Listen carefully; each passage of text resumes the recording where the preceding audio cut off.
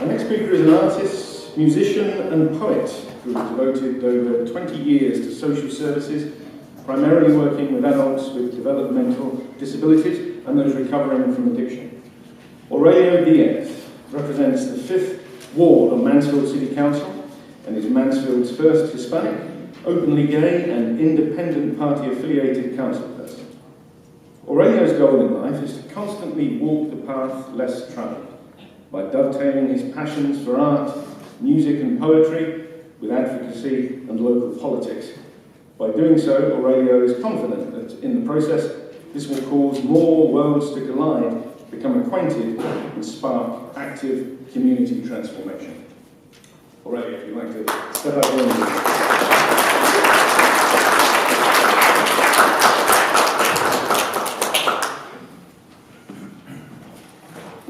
So lucky.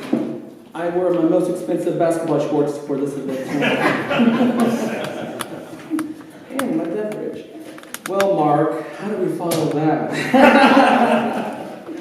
So when Bryan asked me to participate in this, I was so honored. I was hoping to do it last year, but I couldn't. But a lot of things happened within a year. At the time, I said if I were to do it last year, it would have been a whole different topic. But a lot has happened within a year. And it's strange because for the past 20 years since I've been back in Mansfield, a lot of people have known me to speak about the same things that are passionate to me. Things like advocating for people with disabilities, speaking about music, art, and poetry. Those are always kind of my go-tos. If you had told me years ago that I would be speaking or involved in local politics, I would have threw my heart at you. But this is where we're at now, and I'm very grateful. And when it comes to crossroads, I was really trying to think the crossroads of my life. The crossroads that the monsters at the crossroads of my past have always been not really individuals. The monsters have always been myself in different stages.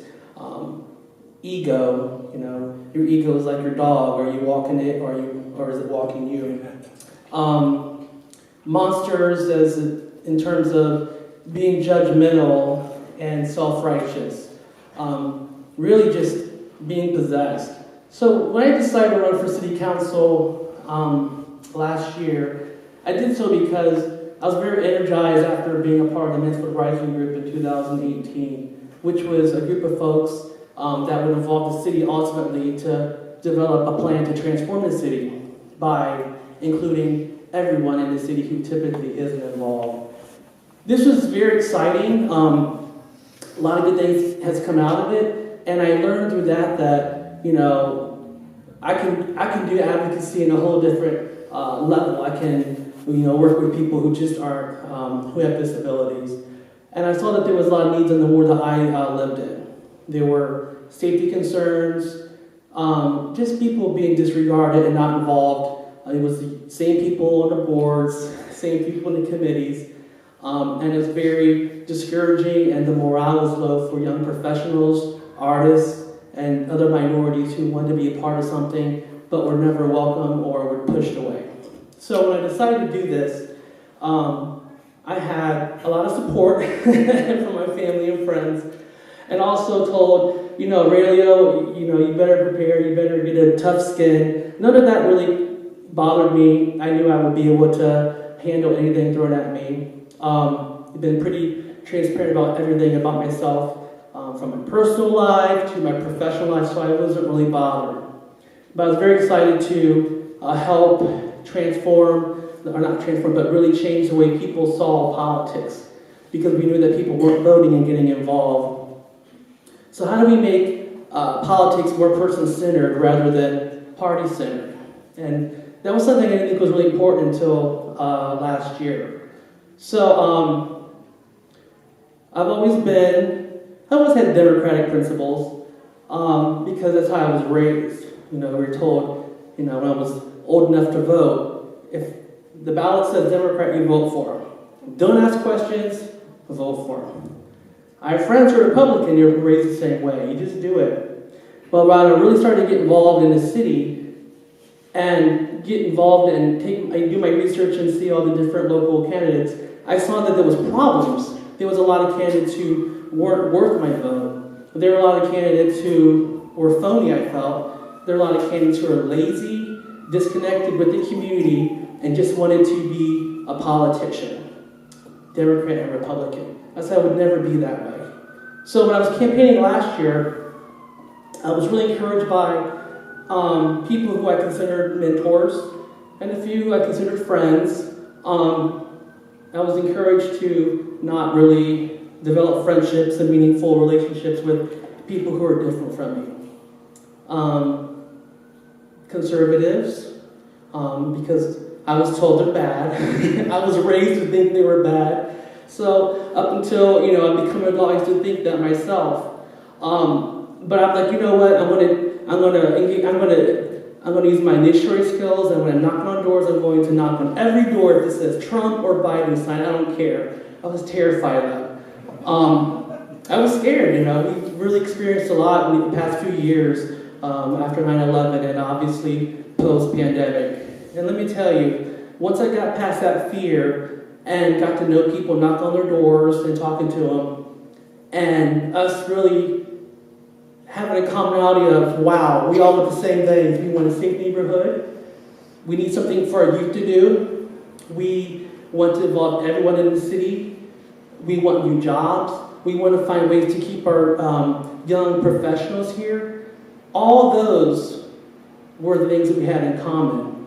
And I felt so bad when I would leave those door knocking sessions. Like, wow, I walked up on that doorstep just expecting the worst. I was a judgmental one. And in the process, I really learned that I was wrong, So when I actually got elected, I really wanted to challenge the system a bit more. I really wanted one of my good friends, who is a Richland County Commissioner, Mr. Tony Vero. I don't think any of you guys know Tony Vero. I actually do. I really wanted him to swear me in, to really show our community that this is no longer about party. There's nothing wrong with being a part of a party. There's places for it, there's purpose for it, but it's not for everyone. When it becomes a cult mentality where you can't ask questions, when you can't interact with other people, it's a problem. It's a monster. It's a monster that wears a MAGA hat. It's a monster that wears a pussy hat. So I asked if, Tony Vero could swear me in. And I thought it would be a good thing. We got a lot of support, but then got a lot of pushback from it. How would it look? Well, I'm like, it's going to show that we're building bridges together. We're like coming together. We're making some progress. I'm not the only one doing that. And it was largely discouraged to do it. So I regret it, but I'm like, fine, well, I won't even pursue it. When I was elected, in my first few months, social media, wow, it's a double-edged sword, isn't it? It can help you, it can hurt you. In this case here, it hurt me because, I was very open, and I wanted to share with the ward I represented the things that I was doing, not to have it be self-serving and pompous, but I knew that was a ward that had been overlooked for 7 years, and I wanted to show that I was trying to fulfill my promises by being engaged and just doing my best to help them. But I didn't expect that posts and pictures of me with friends who were conservative would get me in trouble. So suddenly I just saw a shift of people vilifying me and just really coming for me. And like I said earlier, I always had a tough skin. I'm like, oh, whatever, I've overcome worse than this. But it was harder because I'm a lot older now. I feel like I'm more invested in the community. Whether I like it or not, people are going to watch you, and people are going to somewhat look up to you. You shouldn't change who you are, but it still hurt because there are multiple people, my family too, family members and friends who had so many opinions about, oh, you sold out. You're really a disservice to, the Mexican community and the gay community, which is silly. And it hurt because I'm like, well, maybe I am doing it wrong. Maybe I'm being a martyr, I don't know. But luckily I had supports and friends and as Mr. Jim Cooley taught me, meaningful relationships in my life who helped me see that I wasn't doing the wrong way. It was the monsters. And monsters aren't bad people. I did look up a definition here. One definition is monster can be an inhumanely wicked person. I would never go that far to say that against people who I felt really targeted me and were nasty, because I don't think anyone's all good. I don't think anyone's all bad. But I am very grateful that I've had several people in my life who were there when I was questioning myself, and they told me that, this is no longer about you, it's about the people you represent. And the more I really heard that, and was being, I chose to distance myself from people who were not critical, but just hateful. The more I did that, the more happier I became. And it was maybe a month or two I was struggling there. And but I gotta say, it's like, I feel like it's the best thing I've done. When I hear the term independent, it doesn't mean it's better than a Republican or a Democrat. I am so not political, y'all. I mean, I didn't even start voting locally until like 5 years ago.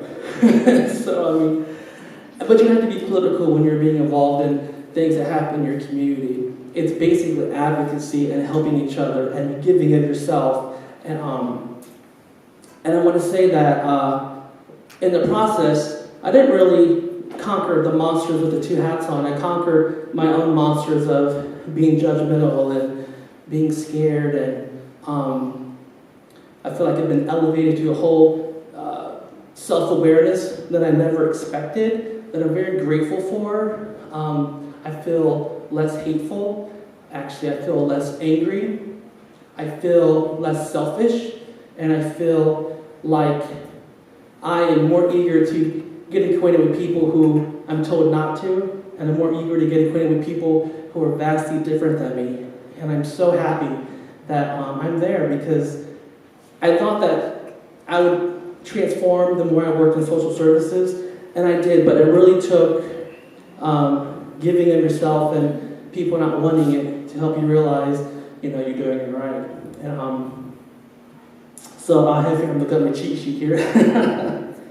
So the monsters, like I said, were basically me, the belittling, the spewing hate, but my triumphs go much more further. And my hope is, as whether it's an election season or just wanting to volunteer or get involved with your community, tear down your own barriers, and I encourage you, really encourage you, to get to know someone who you would consider your enemy just because other people tell you they're your enemy. I made a goal for myself when I was campaigning last year, and my sister, I love my sister, and she would say, don't go in this neighborhood. You're going to get beat up. Don't do this. I'm like, no, I'm going to do it. And I got to tell you, I would tell her my stories of, Anna, I was wrong, you were wrong. And I really feel the more I tell her these experiences, and my mother and my brother, I see the change in them too. Not even with politics, but with humanity. And I don't know, it's a whole just unexpected, welcomed change. And I hope that when we are voting for people, we're doing our homework, we're getting to know who they are as humans, what they've actually done for our community, what they've done for groups and communities. Not so much their resume. Anyone can run for office and say they're going to help you and knock on doors. What have they done before? And once they don't win an election, are they going to be here or are they going to move away? It's not about party anymore. And I'm so excited when I see this new energized vibe nationally and locally where people are no longer wanting to be just red or D, because that shouldn't be your identity anyway. So, that's my goal. In the next 3 years, continue to help Ward 5 thrive, but most importantly, help people realize that we need to be engaged and vote for those and support those, like Jody Perry, based on merit and who they are. And that's my monster tale. So thank you very much. Cheers.